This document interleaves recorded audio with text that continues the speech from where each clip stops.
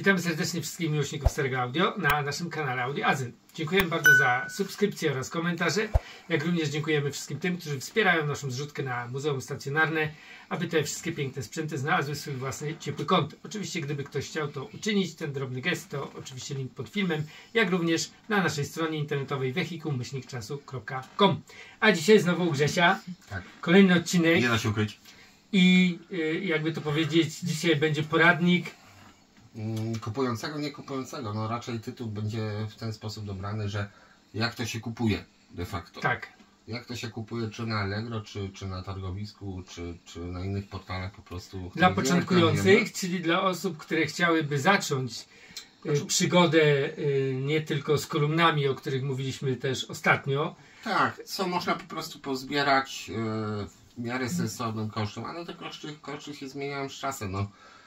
Tak naprawdę no, nikt tego już nie produkuje, tak? Więc summa summarum albo znika z rynku, bo ktoś kupuje, albo znika z rynku, bo wypada przez okno. Do kontenera. Tak, albo do kontenera, więc tak. Liczba jest tak jak, nie wiem, w kryptowalucie na przykład też jest ograniczona ilość, dlatego ludzie płacą za nic kupę kasy de facto.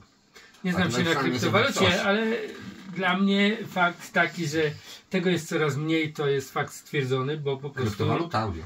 Jest, no właśnie, wypuścimy może tego Audio Azyn.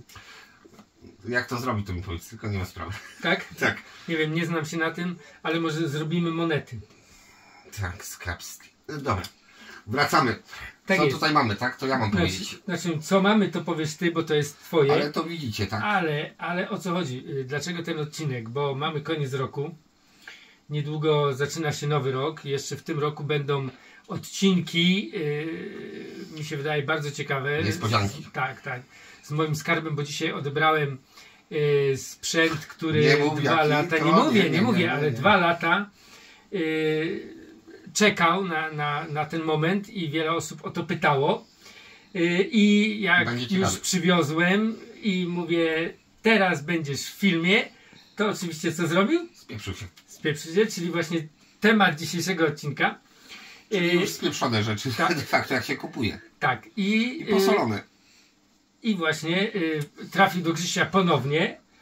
I dzisiaj odebrałem go ponownie i Krzysiu mi pokazuje, co było uszkodzone. Wyjął pensetą taki tranzystor wielkości łebka od zapałki, można powiedzieć, nie? No. Taki trójząb. I mówi, ten jeden, nie? Mimo że Krzysiek go testował, ten sprzęt i tak dalej, długo wszystko pracowało. Dopiero jak usłyszał, że będzie w filmie, to już nie pierwszy raz mieliśmy taką sytuację, że te sprzęty też chyba słyszą. I one dostają raptem takiej tremy przed kamerą i mówi, to ja sobie odpuszczę, znaczy, i nagle pyk, nie działa. Tak i nie, ale te sprzęty są zrobione po to, żeby jednak dostawały ten prąd regularnie. Jeśli jest jakaś kolekcja, tak jak tutaj, jeśli nie włączymy tego przez rok czy półtora czasu, no to się rzeczy coś tam zmieni swoje parametry. I to mnie właśnie martwi, bo w muzeum od czasu jak odłączyłem dużo sprzętów od sieci, no to zanim podłączę, to jeszcze któryś tydzień potrwa, a już ponad rok stoją bez prądu. Ale nie będę się tym teraz martwił. Dokładnie. Ile takich tranzystorów poleci przy pierwszym uruchomieniu, wolałbym tego nie wiedzieć.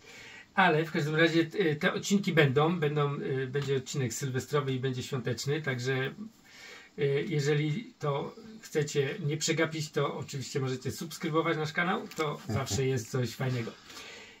I właśnie nawiązując do tego tematu, jak się kupuje. No, ja z tym sprzętem, który po 2 latach trafi... Czasem w ciemno się kupuje, Roman. No tak, to było w ciemno kupione. To było... Znaczy wszystko, tutaj to też jest w ciemno. No tak, dlatego o tym będziemy rozmawiać, ale mi chodzi o to, że kupione w ciemno, 2 lata jakiś tam doróbek, no bo ty też jeden magnetofon, o którym już też wspominałeś, dorabiasz bardzo dużo elementów, nie?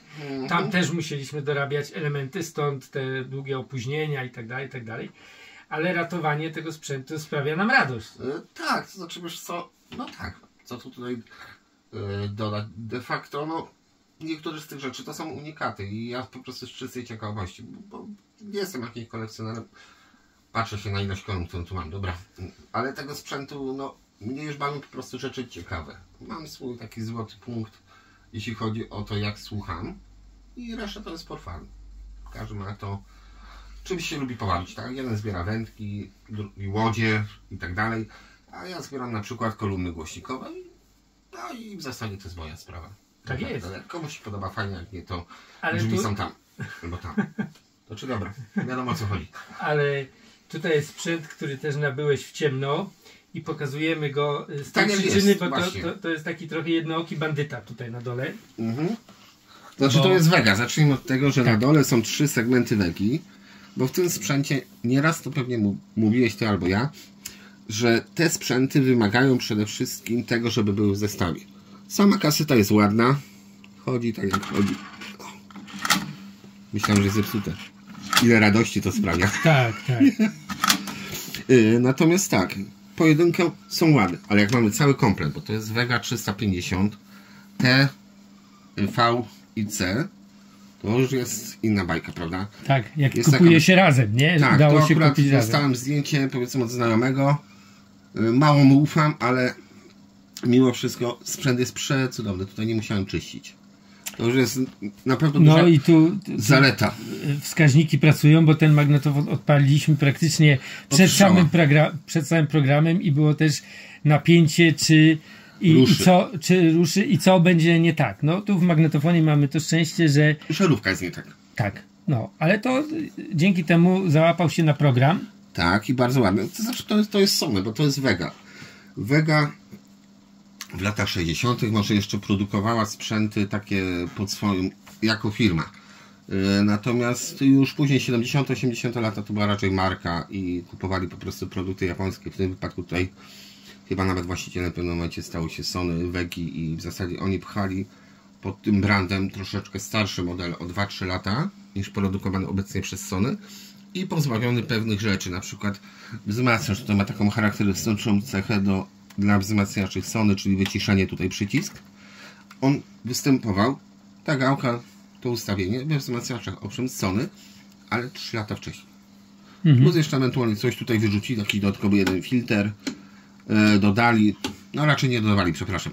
Coś wrzucali, czy licznik na przykład w niektórych kasetach był po prostu analogowy zamiast cyfrowego.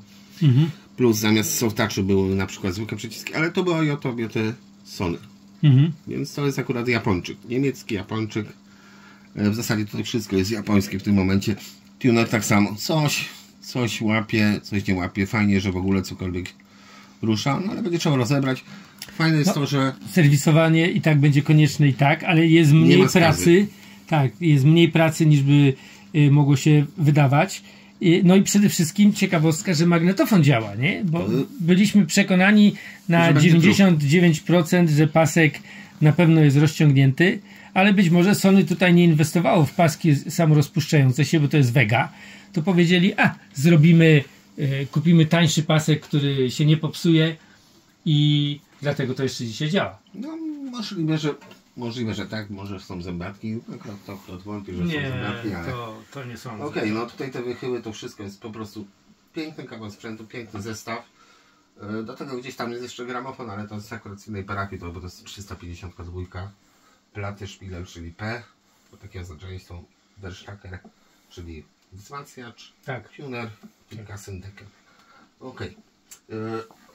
To dobrze, czyli Vega. Standardowe, ale takie coś czasami się uda kupić. Po prostu warto zwrócić uwagę, że jest ładny panel i wtedy się nie bać. Może być popalony, tu może być kanał jeden uszkodzony, nie ma sprawy. To się naprawi i to nie jest jakiś koszt.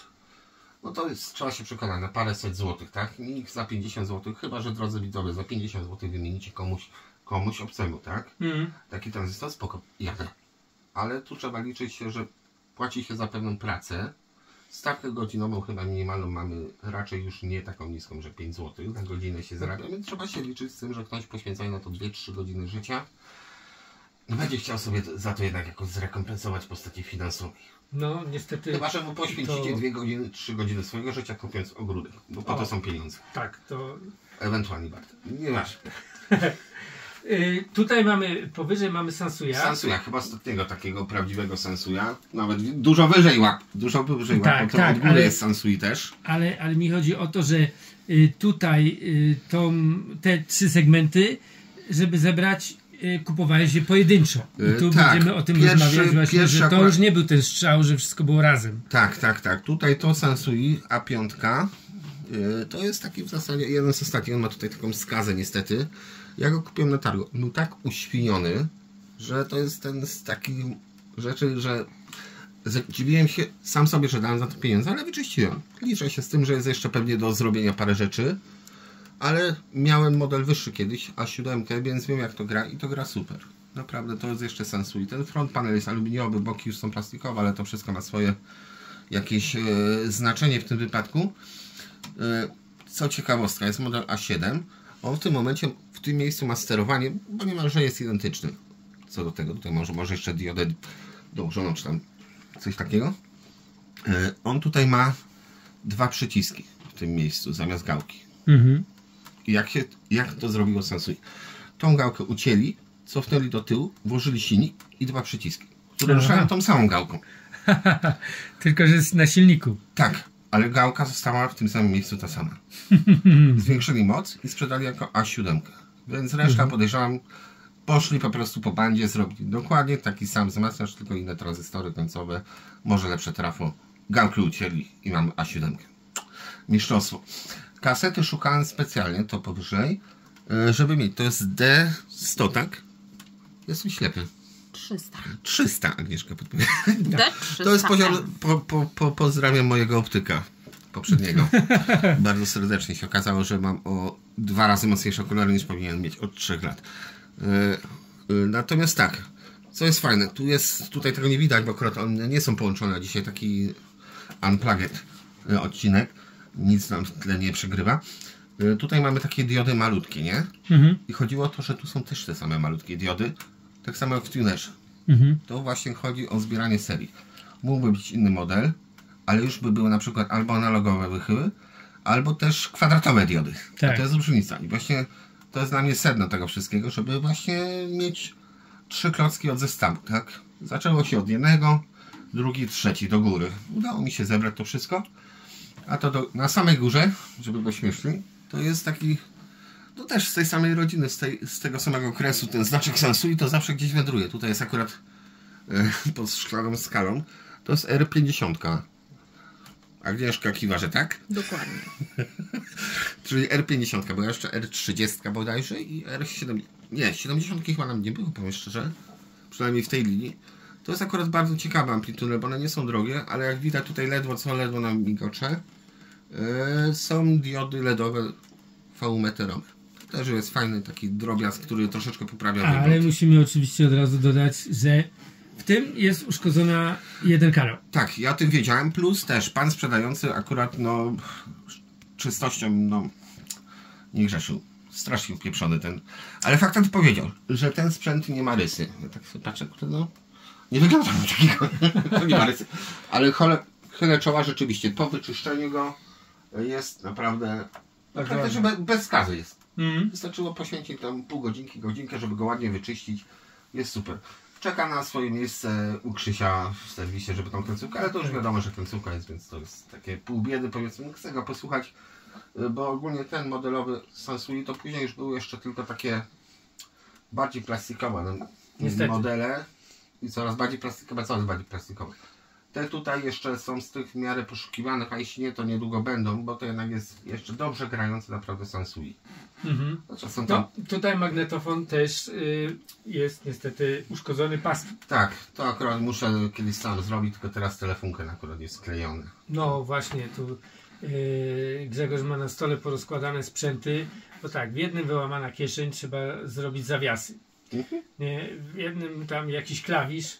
No to są sprzęty stare, no nie ma co ukrywać, że to wszystko jest stare, ale bardzo ładne. Ale najgorsze jest to, powiem wam, że często ludzie, którzy sprzedają, czy ewentualnie wyrzucają sprzęt i widzą, że jest w środku kaseta.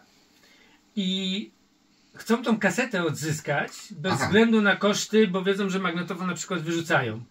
No i stąd wyłamane czasami są zawiasy, no bo ktoś wyrwał tą kieszeń, wyjął kasetę i kieszeń włożył tak na sztukę. Jeżeli nie zginęła w podróży gdzieś tam do Polski, no to z tą kieszenią jest. Ale takie sytuacje często się... A później ktoś chce za to 1 000 000 monet. no, już pomijając to, ale ten ktoś, kto wyjął tą kasetę, często potem tą kasetę też wyrzuca. Bo, no, tak i siak, bo skoro wyrzucił magnetofon, mógł nie mieć drugiego, nie? Ale uszkodził ten. I ja miałem na przykład takie szczęście kiedyś z magnetofonem, że ten wyłamany zawias leżał w środku. Czyli jak kieszeń mi wypadła w momencie, kiedy... Można było to jakoś skleić po prostu. Ale mówię, coś tam w środku lata. Wziąłem, otworzyłem go i w środku ten wyłamany zawias był. Można było to skleić, no tak jak w twoim przypadku też te zawiasy były i można było to skleić i teraz takie zobaczymy działa. z jakim skutkiem. Znaczy ten telefon jest ciekawy, bo tam jest tylko, to jest de facto pokrywa, to nie jest kieszeń. Tak. Tutaj, żeby się wykładamy, nie, to się po prostu uchyla i tak trzeba łapkę do środka. I pewnie ktoś miał dużą łapkę i tam mocniej wcisnął troszeczkę i... Nie wiadomo. Natomiast to jest też, wracając do tych sprzętów, bo to jest chyba najważniejsze w tych odcinkach, no tutaj mamy przede wszystkim to, co chyba dużą ilość osób. Ja muszę trzymać to w tyłu, bo się boję, że to wszystko padnie. Kieszeń otwarta i no to jest Sansui, tak? Tak, no ten model Robert Mice, jakby co. Nie ruszę, bo niestety o, świnka, a jednak chciało ruszyć. No, czyli ten pasek jest... No, paski są, no funkcje chcę wrzucić, ale no niestety... Nie ruszy, bo pasek jest albo rozciągnięty już na maksa. Ale przede wszystkim bardzo ładny magnetofon. Jak mamy cały komplet, to kasetę wkładamy i można słuchać, tak? Nie jest może taki vintage'owy, ogromny jak te inne Sansui na przykład, czy Pioniery, ale no dla mnie jako całość to się liczy. Po prostu cieszy oko. Będę włożyć, zamknąć. No, ostrożnie, bo za chwilę... Będą rysy. Nie wiem, ale mówimy o tym z tego względu, że wiele osób pisze na maila, ewentualnie w komentarzach pytają, co kupić, jak kupić i wiemy od naszych serwisantów też, że osoby, które nabyły sprzęt, mają nadzieję, że to się da bardzo łatwo, bardzo szybko i bardzo tanio naprawić. A to i bardzo drogo sprzedać później, bo to ojej. Nie ma co ukrywać, że to tak działa. Kupimy jeden model, to posłuchamy tydzień, 2, 3 miesiąc i potem zaczynamy szukać jakiegoś innego, wyższego modelu na przykład, tak? No to tak działa. No, są osoby, które... Chyba, że komuś odbija tak jak mi, zaczyna szukać kolumn bo to jest też już... No, jak zwał, w czym się rozkochamy, to już jest zupełnie inna sprawa, nie? Zgadza się. Ale fakt jest taki, że ostatnio był u nas w muzeum Artur, pozdrawiam Artura z Kaszub, który przywiózł trochę katalogów i mieliśmy zrobić co prawda program, ale niestety ze względu na napięty terminarz Artura nie udało się i tak sobie popatrzyłem, no przywiózł katalogi Onkyo, JVC, Tika, no naprawdę dość dużo katalogów dostarczył, folderów w zasadzie reklamowych sprzętu i jak tak sobie popatrzyłem, ile jakby się chciało zebrać sprzęt tylko jednego producenta bez rozbijania już na wielu, jedynego producenta z kilku lat nawet i zrobienie muzeum, to jest ogrom sprzętu każdy producent produkował, którego często nie znamy, jeżeli nie mamy tych folderów reklamowych. Bo najczęściej w sklepach były te niższe modele. Te wyższe były tylko i wyłącznie... Nie, w Niemczech tak samo. To nie, że w zachodnich krajach najwyższe modele leżały na półkach. Nie, bo na nie był i jest do dzisiaj mniejszy zbyt. Może powiedzmy tak, dzisiaj one są bardzo poszukiwane, te wysokie modele, jeżeli mówimy o starych sprzętach. Ale w sklepach najczęściej były te niższe, no bo to schodziły, bo to było po prostu na kieszeń normalnego użytkownika. I teraz jak popatrzyłem, wielu sprzętów nie mógłbym nawet szukać, gdy nie znasz modelu. No pewnie tak, to znaczy są takie, ja na przykład ostatnio przeczytałem, wspólnie przeczytaliśmy, że Kirchsteiger, to jest taki producent, manufaktura niemiecka. On już w którym roku? To był 58, tak? Chyba tak. W 58 zrobili pierwszy wzmacniacz krzemowy. Jak ktoś wie, ma chociaż zdjęcie, jak się podzieli.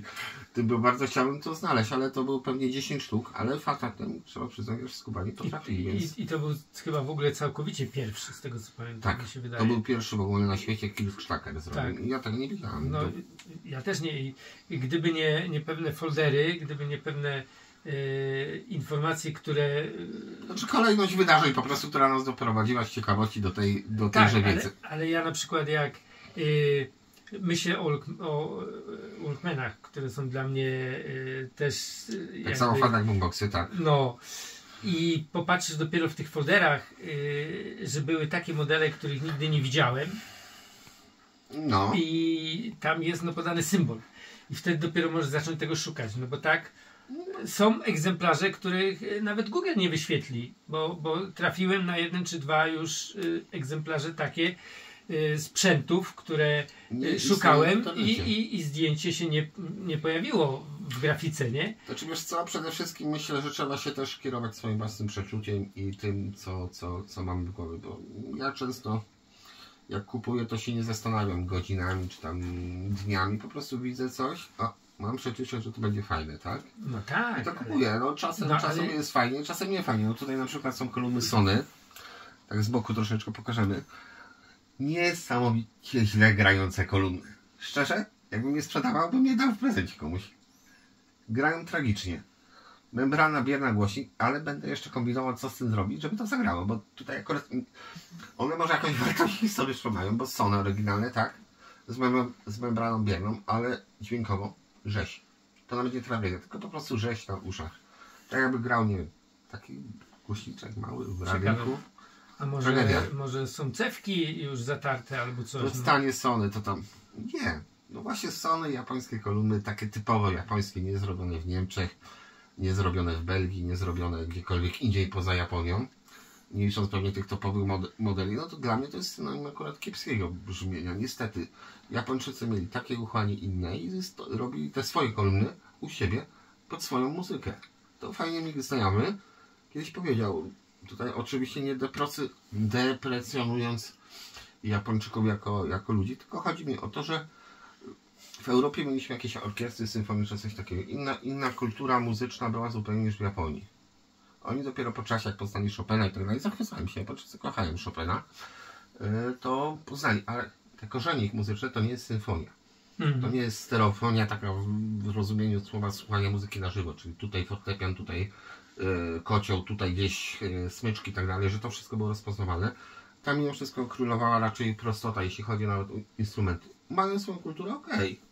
Tylko to mogło mieć, nie musiało oczywiście, mogło mieć odbicie też w stosunku do sprzętu, jaki się produkowało na ich rynek, jak oni słuchali.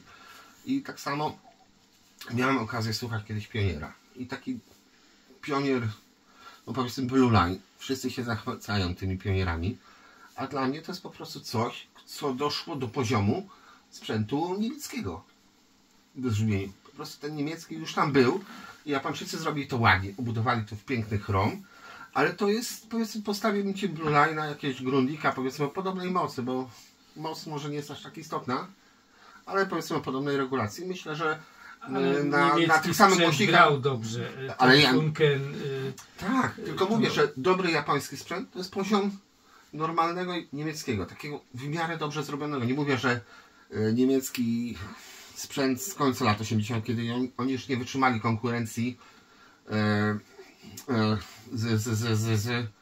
właśnie z Japończykami, bo oni robili taniej i ładniej.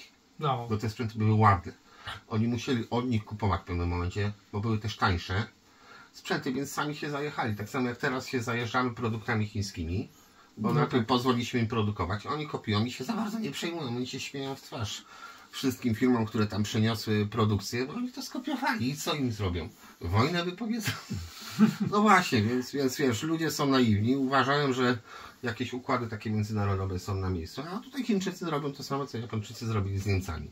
Nikt się nigdy nie nauczył przez ten czas. Ale bardzo wielu rzeczy, Grzegorz, już w tej chwili w Europie nie jesteś w stanie nawet produkować, bo za drogo. Bo jest po prostu za drogo i firmy, które chciałyby dzisiaj... No ale wcześniej też było, dlatego, bo Japonia wygrała, bo w Europie było za drogo. No ale dlatego szanujmy naszą polską nową Nitrę, bo robią to w Polsce. Ale nie tanio. No nie tanio, no, ale jest nasze polskie i tak, i nasze... o to chodzi, zgadza się. A po Chinach, jeśli Chiny osiągną poziom Japonii, no to następnie będą Indie. Po kolei po prostu ten poziom tych krajów będzie się znosił, aż w końcu będziemy produkować gdzie? W w Afryce. W Polsce znowu, bo będzie znowu... Kółko się zamknie, ale to nie wiem, czy to taki dobry jest obiad. Ja jeszcze tak pokażę trochę kamerę w tamtą stronę, na ten bałagan. No muszę chwycić to. Chwycę dużo więcej. Dobra. Tu jest na przykład taka ciekawostka. Ciężka. CA10. Telefunken. Strasznie kurde brzydki sprzęt. No Telefunken nie słynął tak. z urody. Ale szczerze, ja go podpiąłem ostatnio, ja to kupiłem jakiś czas temu. Owszem, gałeczka trochę czeszczy jednak, ale powiem wam, jestem zachwycony. Bo to jest zrobione właśnie jeszcze bez takiego liczenia się na koszty. Później tak stwierdziłem, sprawdzę sobie coś w środku, chociaż na zdjęciach. I masz tu naprawdę duże trafo toroidalne. Wszystko prawidłnie zrobione i to gra. No ale ty z tego co pamiętam chyba na dole słuchasz u siebie Telefunkena. Wszędzie tutaj słucham Telefunkenów. Wszędzie Telefunkenów słuchasz, więc nie jest to nowością, że Telefunken bardzo dobry. Znaczy jako marka, bo to jest AEG. AEG na początku nazywało się na przykład Edison General Electric. Edison? General Electric. Ale to był w 1884, w 88 już było AEG, nieważne. Ale Telefunken jest marką AEG. To jest taki koncern ogólnoelektryczno-elektroniczny, tak bym to mógł nazwać, niemiecki. I oni robili właśnie Telefunkeny. I dla mnie Telefunken mogę spokojnie tego wystawić po serwisowaniu kontra powiedzmy jakiś Blue Line, bo to ma 70 W na kanał. Spokojnie mi wystarczy, żeby Blue Line'a. I to może byłby też bardzo ciekawy odcinek, bo tego wszyscy się boją. Strasznie się boją jak ognia. Nie daj Boże się okaże, że taki wzmacniacz za kilka złotych, jeśli nie będziemy wiedzieć, że on gra, a gra na przykład taki za 10 000, okaże się, że może brzmieć lepiej. I wtedy co? Wtedy i tak Blue Line pozostanie Blue Line'em. Będzie drogi, bo jest ładny. No. Bo kupuję oczami, ja tak samo nie kupiłbym tego, jeśli byłoby porysowane brzydkie i tak dalej. Owszem, te wychyły mnie cieszą, ale to jest raczej dla mnie już dla sportu. Muzyka poszła swoją drogą. Blue Line jest na tyle kultowy, że ciężko będzie tutaj o nim złe słowo powiedzieć, bo naprawdę pięknie gra i pięknie wygląda. I to jest ale tak gra jak to podejrzewam. Bardzo możliwe, musielibyśmy kiedyś porównać, jak będzie muzeum. I co powiecie na taki test? Ja biorę swojego najgorszego, najbrzydszego grata i jadę do Romana i testujemy, ale na ślepo. Na ślepo i na trzeźwo. Testujemy właśnie takie porównanie, bo dla mnie to jest właśnie nie chodzi o to, żeby szukać tego high-endu, bo te ceny będą pompowane, bo tego jest mało, tylko żeby znaleźć właśnie takie coś jak tutaj, co jest miłą niespodzianką. Bo Blue Line, no to już podświadomie płacą, nie wiem, 5000 za wzmacniacz. No to musi kurde zagrać. Głupio się przyznać, że to na przykład gra kiepsko, albo coś tam nie domaga. No, ale nie, no Blue Line aż tak źle nie grają. Ale ja nie mówię, że źle grałem, tylko nawet jeśli nie przyznałbyś tego. Bo wydałeś właśnie 5 na wzmacniacz. Nie, no bez przesady. No myślę, że raczej by dużo osób serduszko ukuło, jakby tak było. No tak, ale bądźmy uczciwi i dałem się zrobić w konia opinii publicznej, bo mówili, że na przykład ten wzmacniacz, stali konie był ale każdy też ma inne ucho. Jednemu ty słuchasz wszystko na 0 i uważasz, że tak jest najlepiej. Wiele osób słucha na 0, ale... Znaczy czasem trzeba pogonić to wszystko. Na 0... Agnieszka na przykład. No tak, ale na 0 pięknie wychodzi jak są dobre sprzęt kolumny. bardzo dobry. Jak ma bardzo dobre kolumny, bardzo dobre wzmacniacze, to wtedy na 0 to naprawdę pięknie gra. Ale te niższe sprzęty, no bez korekcji to tak trochę słabo wypadają. Nie, ja się nie zgadzam z tą, absolutnie. Masz prawo. Bo spróbuj któregokolwiek z tych wzmacniaczy, choćby to było Sansu jakieś takie, co jest teraz najdroższe, nie wiem, jakiś Marantz, Sansu, nie, Pionier 1980. Spróbuj go posłuchać bez kolumn. Bez kolumn się nie da. A właśnie, a wszyscy lecą na to, bo jest ładne, bo jest kompaktowe, bo się świeci, bo ma gałki. Kolumny tego nie mają, ale co najmniej 50% dobrego brzmienia to jest kolumna. Bez tego to sobie możesz pokoik oświetlić. No tak, ale to też trafić do niego kolumny to też nie jest takie proste. No to jest zabawa, tak, ale to też trzeba wziąć to pod uwagę, że kupując coś taniego, nie znaczy też, że to będzie akurat złe, bo tak. Może być złe, bo mamy zbyt prądowe kolumny, na przykład za duże, za małe, etc., czy tam cięcie jest tych kolumn w złym miejscu. Więc to jest taka większa zabawa niż tylko zbieranie. To jest ładne dla oka, ale dopiero w połączeniu z kolumnami zaczyna być kompletnym centrum do odsłuchu. No tak. Ja na przykład tutaj... Boże, jaki to jest ciężki! Tutaj mamy takie malutkie Schneidery. To są kolumny, gdzie głośniczek jest taki jeden. I powiem Ci, Roman, tak, do pewnej głośności, wiadomo, nie gałka od basu na full, nie wysokie na full. Te wysokie, owszem, jakiś kontur musi być, coś trzeba podbić przy nich, ale do pewnej głośności one wygrywają ze wszystkimi, bo jest tylko jeden głośnik. I bądź tu mądry, pić wiersze. No być może, ale piękne, duże sprzęty i piękne, duże kolumny mają swój urok do słuchania. A jak masz małe mieszkanie? Urok szlak trafia i Ciebie. No tak, no ja w tej chwili słucham na lampie. No. Cały czas lampa i też mam na zero wszystko. I oszczędzasz na grzewaniu. Można tak powiedzieć, dogrzewam lampą, ale można się do tego dźwięku przyzwyczaić i można z tego miło słuchać. Bez redukcji, czy już topiłeś korektor jakiś po drodze? Nie. Bez korektora, bez niczego. Idzie i... Ale ja Ci mówiłem już dawno temu, że lampa, taka dobra lampa, nie mówię, bo tu ostatnio miałem taką dyskusję, że na przykład ktoś sprzedaje lampowy chiński wzmacniacz w klasie AB za 300 zł. A dlaczego AB? No bo z tyłu nie ma lamp, są tranzystory, bo w zasadzie tylko lampy są po to, żeby Ci ładnie świeciło po oczkach. Natomiast dobra lampa taka, która nawet nie powiem, że waży, bo jeśli by waży, to Chińczyk by tam cementu nasypał i zalał wodą, żeby ważyło.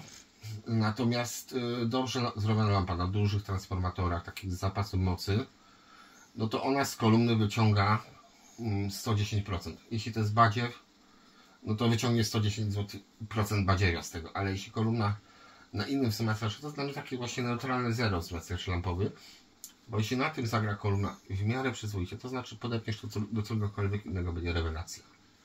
Więc dlatego ja sobie mam swoje wybrane modele co do lampy i się trzymam, ale podpinam je po coś innego, jest jeszcze lepiej. Więc tutaj lampa ma swoje zalety i wady. Zresztą to by trzeba było dużo tłumaczyć, też by musiał być odcinek o lampowych wzmacniaczach, żeby tak prostym językiem, bo ja nie jestem osobą, która buduje wzmacniacze. Nie jestem osobą, która będzie nawijała o tym, jak to jest zbudowane, jakie ma tranzystory, co tam jest, jakie przejście i tak dalej. Bo 95% widzów, łącznie ze mną, nie ma pojęcia, co ogląda. Tak propos niektórych kanałów, gdzie jest jakiś techniczny bełkot, no bełkot, w cudzysłowie bełkot. Chodzi mi o to, że to nic mi nie daje. Ja wolę już pojechać, kupić, albo zamówić, kupić, naprawić, posłuchać. I wtedy wiem.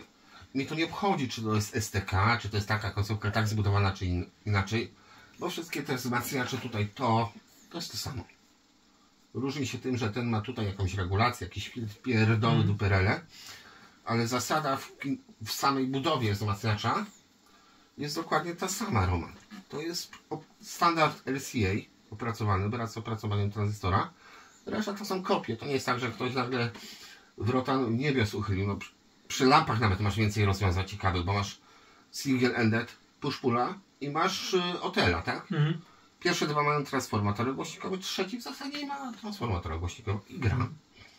I w sumie teoretycznie gra najlepiej z tych wszystkich. Ma wady i zalety, owszem. Tak, no, ale zdania są zawsze podzielone. No tak, ale myślę, że takiej rozbieżności po prostu nie ma. Dlatego powinniśmy tranzystorowych wzmacniaczy. Dlatego tak fajnie jest, jak każdy sobie sam coś kupi najpierw okiem, a potem posłucha, czy mu to ładnie brzmi, czy nie. Zawsze można wymienić. Kogoś, albo Ciebie odwiedzi, jak w końcu do muzeum ruszy. No. Wtedy będzie mógł sobie posłuchać i wyrobić swoje zdanie, bo to będzie chyba najlepsze. Swoją płytę zabrać, czy kasetę i posłuchać. No, ale to też wtedy jest potrzebne pomieszczenie. Wracamy teraz do tego, bo już odpłynęliśmy stąd jak Kolumb od Portugalii czy Wybrzeży. Chodzi o to, że wracamy do tego. Tak, no cóż, musimy się liczyć z tym, że każdy z tych sprzętów, jeżeli kupujemy, ma lub może mieć jakieś wady, z którymi musimy sobie poradzić. A nawet jak przyjedzie i jest sprawny, to nie znaczy, że za tydzień będzie również sprawny. Tak, to znaczy tak, no. Ale ratujmy te sprzęty, tak jak na przykład ten tutaj, on cały czas ładnie tutaj świeci. Tak. I nawet jeżeli wciśniemy mu... Ucieka. playa, to... A ten to jest dziadek już. Tak, ale dźwięku nie będzie wydawał, bo tutaj jest coś... No, coś z taśmą, brak taśmy też. No, brak taśmy to wiadomo, ale technicznie też ma jakąś wadę, ale kupiony w ciemno, ale w jakim pięknym on jest stanie. Tak, nie jest nawet świeci, bo tak. Tutaj akurat przy tych starociach... Ale też jedna żarówka tutaj jest. Nie, to jest chyba jedna żarówka. Nie, są dwie, bo tutaj widać jasno, a z drugiej strony jest ciemno, więc to na pewno moim zdaniem... po prostu... Czekaj, bo tutaj będziemy kombinować, nie wiem czy zmienię przy nagrywaniu. No ale to są lata 60. telefunken. To jest ciekawe, Piękny, bo ten jest z białymi wychyłami. Jest jeszcze wersja z czarnymi wychyłami. Ogólnie, tutaj nawet ten telefunken ma całkiem spory kawałek historii. Ja kupiłem jeszcze jednego telefunkena. Stal nieagonalny. Wiesz dlaczego? Potrzebowałem tą gałkę. Nie, wszystkie gałki. I wszystkie są zmienione. Oryginalne nie były z czarnym, tylko ze srebrnym. Kupiłem inny model, żeby po prostu naprawić. To są właśnie takie duperele, z którymi trzeba się zmierzyć. Ale trzeba przyznać, że dzięki temu, że tak dużo sprzętu się przywozi do Polski, z tych wystawek, z tego wszystkiego, to mogliśmy nadrobić trochę te lata, kiedy w Polsce nie mieliśmy nic. No bo w tej chwili można trafić sprzęt, który chcemy mieć, i możemy trafić też na sprzęt drugi, który pójdzie na części i pomoże nam reanimować urządzenie, które... No ale robi się skala z tego, nie? Proszę? Taka skala się robi dość spora, bo to się okazuje, że kupisz jedno, płacisz za serwis, a czasami jeszcze kupujesz drugie, podobne, żeby na przykład głupią gałkę przełożyć, czy pokrywę, bo tutaj ta pokrywa też pasuje. Też razem kupiliśmy tego Grundika na części. Aha, tak. No bo ja potrzebuję do T1000.